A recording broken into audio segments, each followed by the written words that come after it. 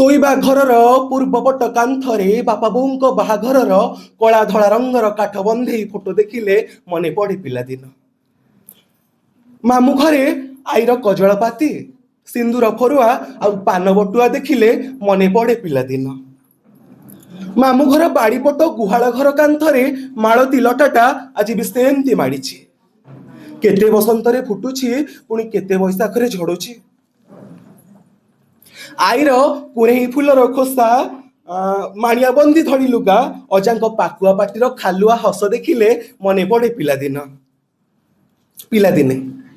ଆଈ ଭୋରୁ ଭୋରୁ ଉଠି ନିର୍ମାଲ୍ୟ ତିଳକ କରି ବାଡ଼ିପଟୁ ଫୁଲଟିଏ ଆଣି ଖୋସି ଦିଏ ଖୋସାରେ। ଦିନ ଯାକର ଜଞ୍ଜାଳ ସରିବା ପରେ ବି ସେ ଫୁଲଟି ଶୁଖିଯାଇ ସେମିତି ଲାଖିଥାଏ ଖୋସାରେ। ଫୁଲ ସିନା ଶୁଖିଯାଏ, ହେଲେ ଆଈ କଣ କେବେ ଶୁଖେ? ଗାଁ ପୋଖରୀ ତୁଠ, ପୋଖରୀ ହୁଡ଼ା କଇଁଆ ଗଛ ଆଉ ଗାଁର ଭୁଆଶୁଳି ଝିଅ ବୋହୂ ମାନେ ଓଦା ଜର୍ସଲ ଲୁଗାରେ ପାଣି ମାଠିଆ କାଖେଇ ପାଦ ଥାପି ଆସିବା ବେଳେ ମନେ ପଡେ ପିଲାଦିନ। ଦାଣ୍ଡ ମଝିରେ ଲଙ୍ଗଳା ଟୋକା ସାଇକେଲ ଟାୟାରକୁ ବାଉଁଶ ବାଡ଼ିରେ ବାଡେଇ ବାଡେଇ ଧାଇଁବା ବେଳେ ମନେ ପଡେ ପିଲାଦିନ। ସାର ମାଉସୀର ରଜା ପୁଅ ଗପ, ଶରତ ଆକାଶ, ଦ୍ୱିତୀୟାର ଜହ୍ନ ଆଉ ବାଡ଼ିପଟର ସେ ଥୁଣ୍ଟା କଲମୀ ଆମ୍ବ ଗଛ ଦେଖିଲେ ମନେ ପଡେ ପିଲାଦିନ। ଗ୍ରାମଦେବତୀ ମନ୍ଦିର, ଲିଆଉ ଖୁଡା ଭୋଗ, ଦଳ ପୋଖରୀ, ମାଛ ଗାଡିଆ ଆଉ ଗାଁ ମୁଣ୍ଡର ସେ ବୁଢା ବରଗଛ ଦେଖିଲେ ମନେ ପଡେ ପିଲାଦିନ।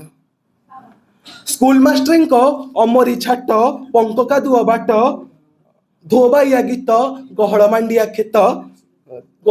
କ୍ଷେତ ଦେଖିଲେ ମନେ ପଡେ ପିଲାଦିନ। ନୂଆ ବୋହୂର ନାକ ସରିକି ଓଢଣା, ମୁଚୁକୁଣ୍ଡିଆ ହସ, ଥିରି ଥିରି ଚାଲି ଦେଖିଲେ ମନେ ପଡେ ପିଲାଦିନ। ଦୂର ପାହାଡ, ବାଗୁଡି ଖେଳ ଆଉ ଧାଡି ଧାଡି ଗେଣ୍ଡାଳିଆ ଦେଖିଲେ ମନେ ପଡେ ପିଲାଦିନ। ଯୋଉଠି ଛାଡି ଦେଇ ଆସିଥିଲି ମେଞ୍ଚାଏ ଖୁସି ଆଉ ଆଞ୍ଜୁଳାଏ ସ୍ୱପ୍ନ, ସେଇ ତ ମୋ ପିଲାଦିନ। ଧନ୍ୟବାଦ।